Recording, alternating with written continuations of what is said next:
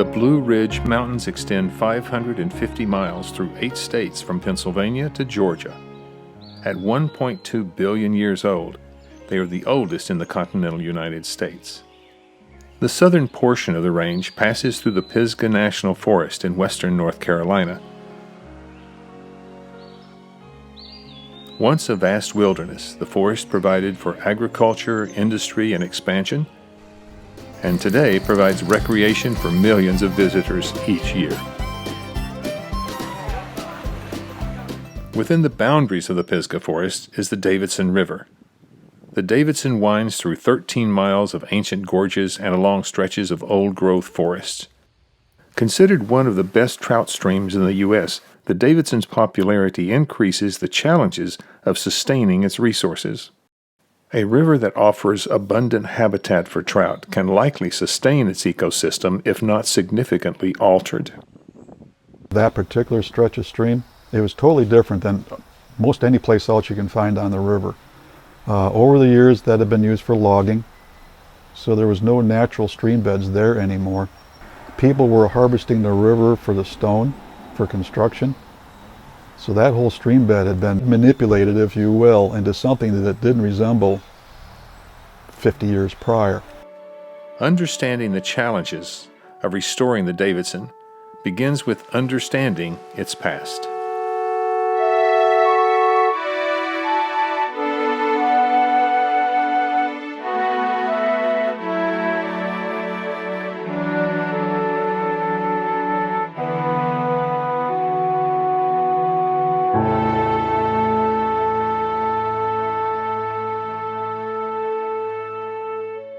In the mid-18th century, the Davidson family settled in eastern Tennessee. A generation later, the Davidsons located to North Carolina's Pisgah Forest, named after Mount Pisgah, a biblical reference to where Moses first glimpsed the Promised Land. The Davidsons' extensive holdings included several streams and the river that now bears the family name. The family bought the property in the late 1700s, and they were farmers. They developed the area into basically a little town. There was a tannery. They did logging. There was a lot of work being done in this watershed. A lot of settlements. There's still people tied to this community that had family that lived up here in the Davidson River corridor.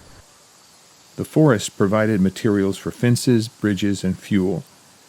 Trees were cleared, and the family farm provided food and shelter for decades.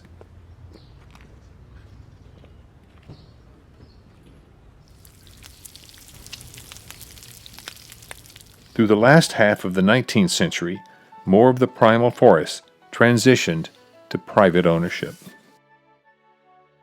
With the need to meet the demand for building materials, lumber companies located within the forest areas began widespread logging operations.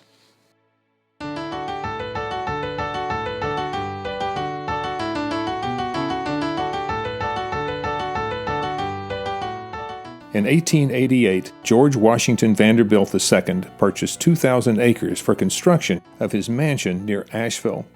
Within 7 years, Vanderbilt's holdings increased to 125,000 acres of agricultural and forest lands, some of it overused, overly grazed, and excessively logged.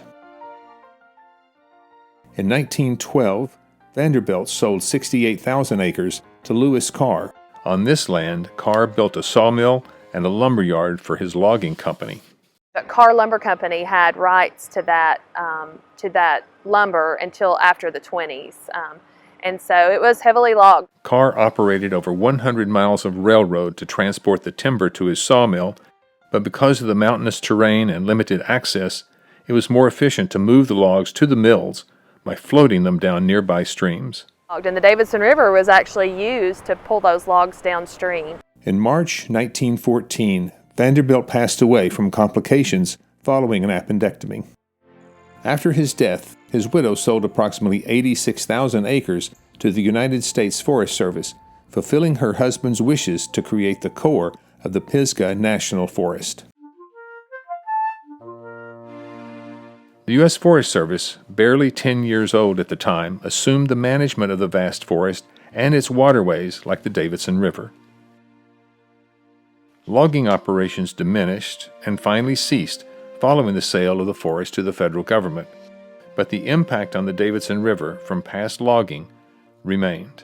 As I've fished along the upper reaches of the Davidson, there are still there's several signs of previous use, and they're pretty easy. There's an old bridge abutment. If you look closely, you can see old railroad beds. So we know that this area has been used extensively through history. Unrestrained logging of the past often wiped out old-growth forests, causing stream bank erosion that dumped massive amounts of silt in the water and woody remains that intensified wildfires. These byproducts of logging have led to the detriment of fish populations and forest and riparian ecosystems. Early timber operations prepared streams for logging by removing obstructing boulders, leaving only smaller rocks as a stream bed. Fallen trees and stumps were removed and low stream beds carved to create steep vertical banks to help channel the logs as they flowed downstream. Splash dams were constructed to create pools. As the trees were selected and cut, the logs were prepared for transportation to the mills by moving them to the pools created by the dams. The splash dam gates opened to flood the stream beds and start thousands of logs downstream. The gates were then closed, the ponds were refilled, and repeated over and over. The Davidson itself is about 13 miles. It's just below 13 miles. And then if you include all the streams that feed the Davidson, it's about 350 miles of stream. Over decades, periodic flooding along with overuse in some sections continued to erode fish and insect habitat, further reducing the health of the river ecosystem. The river has always been used either as a convenient way to move logs downriver, or we use the floodplain for farming, and today we're using the river for recreation. I think the public is really receptive to seeing historical damage righted.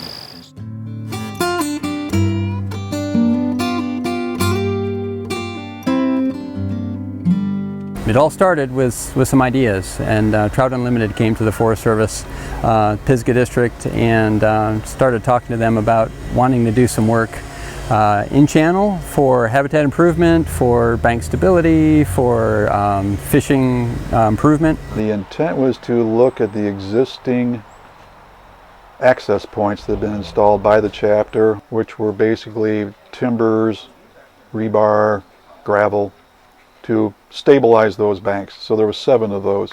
They were getting in bad shape. 12 years of high water was pretty much destroying them. So that was the intent of the meeting, was to look at restoring those steps.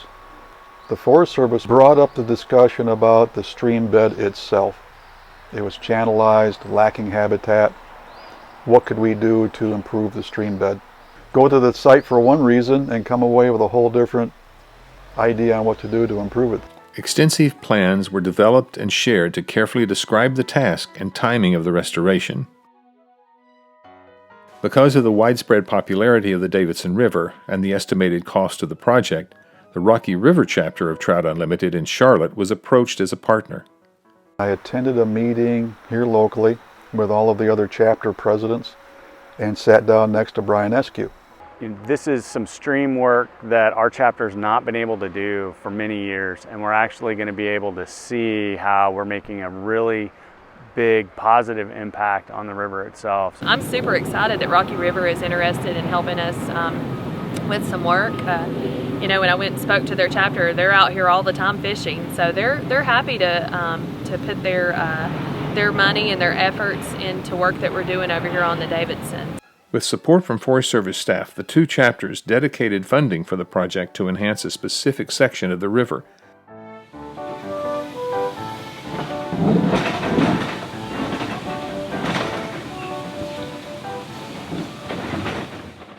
The project would put in some structures. They're called J-hooks, log structures with boulders that form kind of a J shape.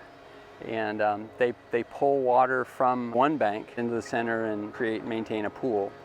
And that'll extend for about 100 feet of pool, which, there's glide habitat, improving the diversity of the habitat from just riffle to introducing another pool. And then it'll pool out into a riffle, and then the second structure will be very similar, coming off the other bank, turning water away from that eroding tall bank, and also creating pool, riffle run habitat. To some, the sight of heavy earth-moving equipment in a precious trout stream might be a little disturbing, but concerns disappeared as the stream began to take on a flow more typical of a mountain trout stream.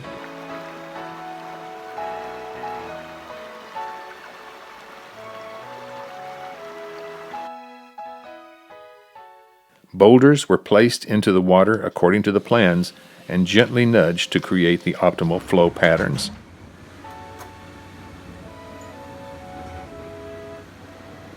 It's amazing to see how that long riffle stretch, which is pretty laminar all the way through it, has now been converted to more of what we expect to see when we get to a classic trout stream.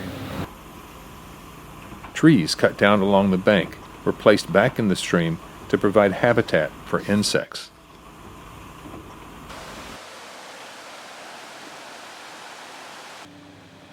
Vertical banks of the stream were reduced to slopes to ease the pressure of stormwater and prevent widespread flooding. Timber steps provided at multiple access points were subject to damage and rotting. The number of access points were reduced, and stone steps provided safer entry to the stream. Section of the river, it can come up 5 or 6 feet almost instantly. And that's a lot of force running down through there, ripping those banks out. I'm amazed that the old steps lasted as long as they did. A qualified environmental firm provided equipment and operators to manage the work in the stream. TU volunteers installed netting to stabilize the banks. And then a small piece down there.